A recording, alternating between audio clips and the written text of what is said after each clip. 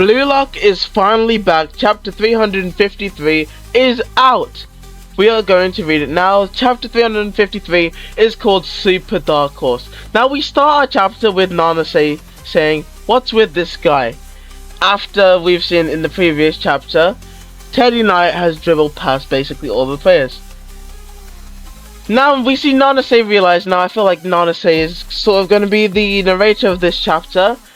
She says, "Teddy Knight, wait, isn't that the newest member of the new generation World 11? Now this means that Teddy Knight is on the same level of players like Itoshi and Bunny Iglesias and Don Lorenzo. And Hugo and Loki. I don't know about Michael Kaiser. I believe Kaiser is a new Gen 11. Now, we see Teddy say, "Doesn't ego get in the way of living? It causes conflicts with others and painful comparisons." So we can now see that his playstyle is to purely be of help, not to have a reason.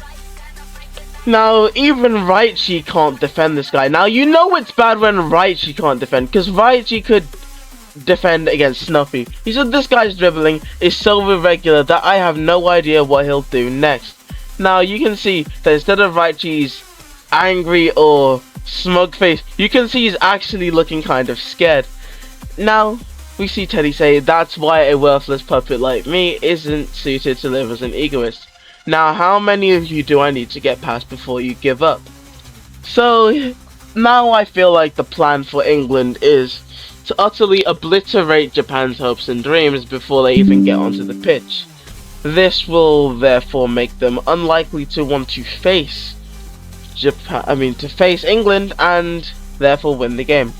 But now we got the two boys, the Rin and Isagi super ultimate duo, my two glorious kings. Yeah, I know, I'm glazing too much. But Isagi says, "Hey now, I thought we'd be late, so we came over to see what's up." Rin says, "Which team's idiot vermin slipped in here?" Saying, "If we steal the ball, you'll get out of here, right?" Rin saying, "We'll play with you, so you bring it, you worthless puppet." So Chigiri and Nanase are both happy that Isagi's here. And we got Ryu doing the Saitama face. Now, jolly good it is. We got a Corona reference, a double take. I love that. Now, we got glorious art, although I do have to say, Kadashiro, why are you drawing these men like this, bro?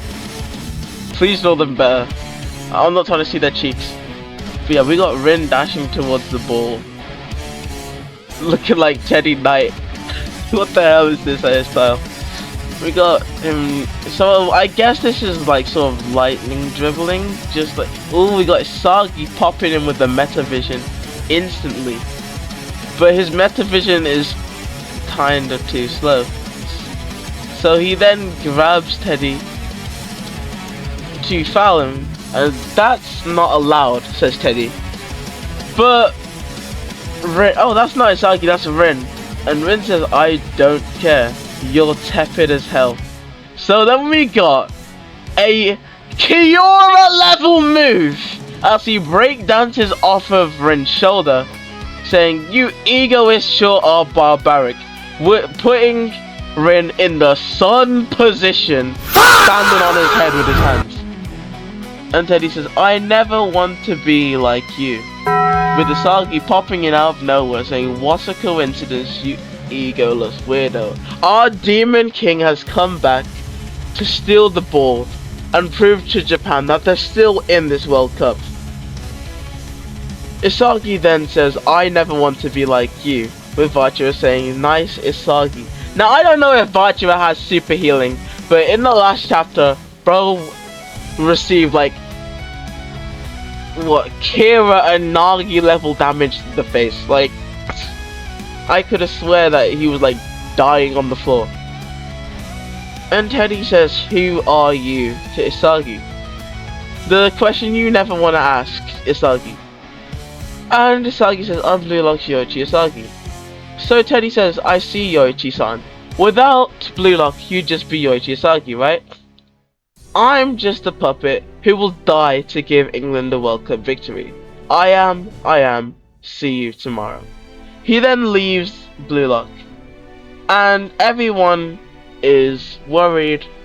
Well, not everyone. We got Chigiri, we got Atoya, and Ryu just. Well, Chigiri's not really worried, I guess, but that might be just my glaze.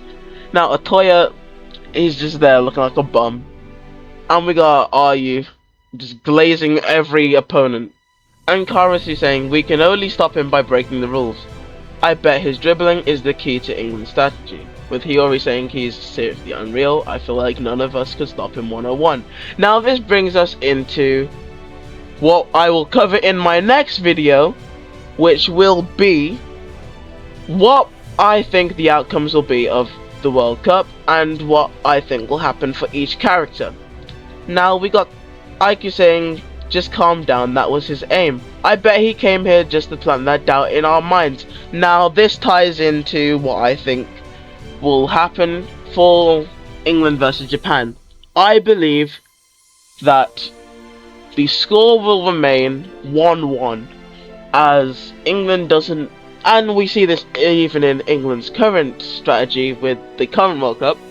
England will usually start, keep the match at a draw until the last minute, and then everyone will go on the offense and they will try and score.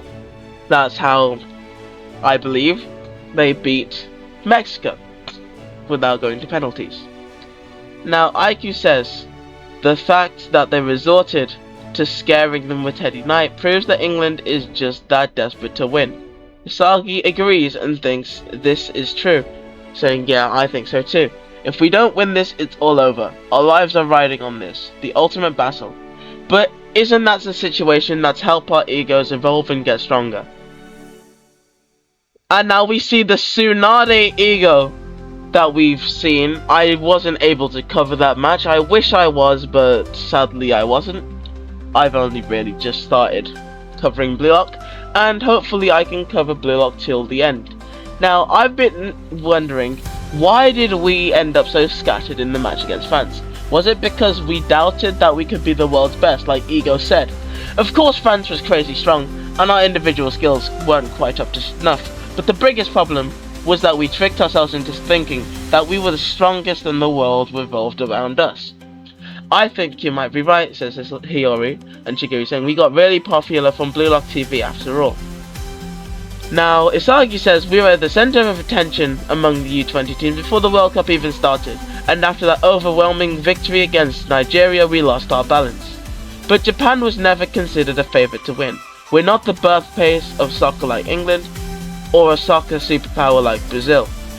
Our soccer history is fairly brief, and most of that history is yet to be written. Plus, when it comes to all of us gathered here in Blue Lock, none of us were the sort of elite players who could have gone to play overseas. We were a bunch of outcasts and failures who did things our own way. So let's quit fooling ourselves. This team is not the centre of the world. We came together in an insane place in the corner of the world, and we evolved with a twisted fantasism. Blue Lock is like a super dark horse.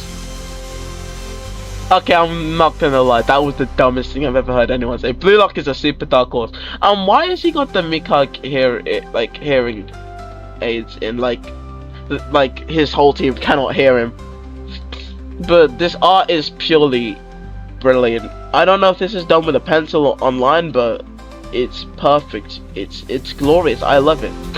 But Blue Lock is a super dark horse that will devour the world. Chigiri laughs and says, well, that way of thinking definitely gets me fired up, with Aiku saying this team's gone fragmented, so we need a unifying mindset. Isagi then retorts with, this still in our minds? We can still have our own visions of the world's best. Let's dream the same dream, you egoists. Time until the England match, 24 hours. Now, you're excited, I'm excited. Blue Lock chapter 354 is almost definitely going to be the kickoff between England and Japan.